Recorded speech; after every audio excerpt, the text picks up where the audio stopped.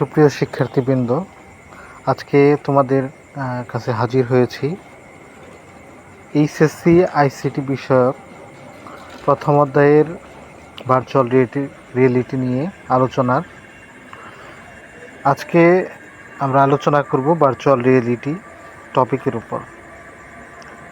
তোমাদের জন্য একটি সাজানো গোছানো আকর্ষণীয় একটা পিডিএফ শিট বা হ্যান্ডআউট এর সম্পূর্ণ কন্টেন্ট নিচে তৈরি করা হয়েছে। তোমরা ভিডিও লিঙ্কের নিচেই পিডিএফটি ডাউনলোড করার সুযোগ পাবে। তো এই টেক্সটটুকু কপি করে সরাসরি এমএস ওয়ার্ড বা ক্যানভাতে পেস্ট করে এক ক্লিকে চমৎকার পিডিএফ ফাইল করে নিতে পারবে। এইচএসসি আইসিটির আজকে আমরা পড়ব lecture sheet virtual reality. Virtual reality কী? ভার্চুয়াল রিয়েলিটি হলো কম্পিউটার নিয়ন্ত্রিত একটি পরিবেশ যা আসলে বাস্তব নয়, কিন্তু ত্রিমাত্রিক ইমেজিংয়ের মাধ্যমে বাস্তবের মতো অনুভূতি তৈরি করে। প্রযুক্তিবিদ জারন ল্যানিয়ার প্রথম ভার্চুয়াল রিয়েলিটি শব্দটি উদ্ভাবন করেন। এই প্রযুক্তিতে ব্যবহারকারী কৃত্রিমভাবে তৈরি ত্রিমাত্রিক জগতের সাথে যোগাযোগ করতে পারে, নিজেকে সেই জগতের একজন অংশ মনে করে। এখানে পরীক্ষার্থীদের জন্য একটা কিওয়ার্ড থাকবে। পরীক্ষায় সৃজনশীল প্রশ্ন যখন থাকবে তখন এই কিওয়ার্ডগুলো থাকবে: কম্পিউটার নিয়ন্ত্রিত পরিবেশ, ত্রিমাত্রিক জগৎ, কাল্পনিক কিন্তু বাস্তবের ন্যায় অনুভূতি। এই তিনটি ক্লু যদি দেওয়া থাকে সেক্ষেত্রে আমাদেরকে বুঝে নিতে হবে যে এটি ভার্চুয়াল রিয়েলিটিকে নির্দেশ করছে। ভার্চুয়াল রিয়েলিটি প্রতিষ্ঠার উপাদান।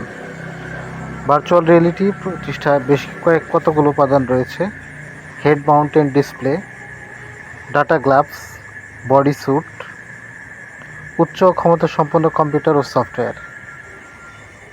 তাহলে ভার্চুয়াল রিয়েলিটি প্রতিষ্ঠার এই উপাদানগুলো ব্যবহার হয়। তোমরা ডিটেলসে পড়ে নিবা। ভার্চুয়াল রিয়েলিটি বাস্তব জীবনে ভার্চুয়াল রিয়েলিটির ব্যবহার।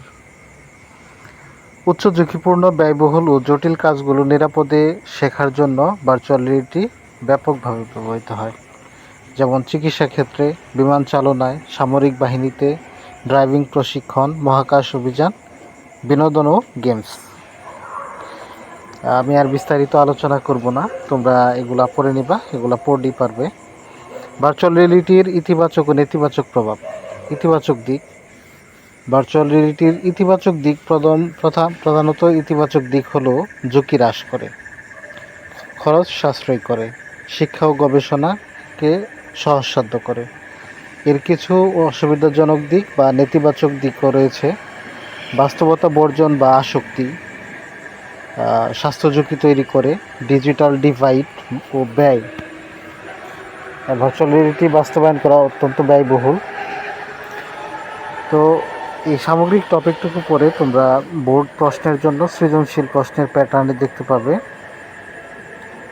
এরকম একটা উদ্দীপক থাকতে পারে: রনি একটি বিশেষ চশমা ও গ্লাভস পরে বাস্তবে ড্রাইভ না করে নিখুঁতভাবে গাড়ি চালানো শিখছে।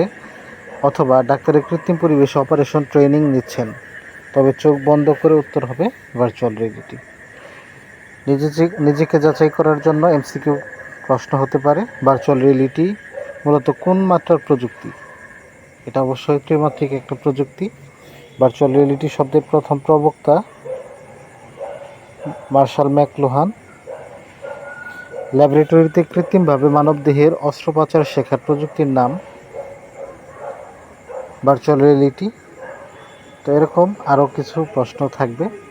পরবর্তীতে তোমাদের জন্য আরও কিছু কুইজ প্রশ্ন এবং ফ্ল্যাশ কার্ড আপলোড দেওয়া হবে। তোমরা সেগুলো প্র্যাকটিস করে তোমাদের চর্চাকে অব্যাহত রাখবে। ধন্যবাদ। আজকে এই পর্যন্তই। তোমরা সাথে থাকলে তোমরা লাইক, কমেন্ট, শেয়ার করবে। আশা করি সাথে থাকবে। তোমাদেরকে আরও নতুন নতুন কন্টেন্ট নিয়ে আমি হাজির হব। আসসালামু আলাইকুম।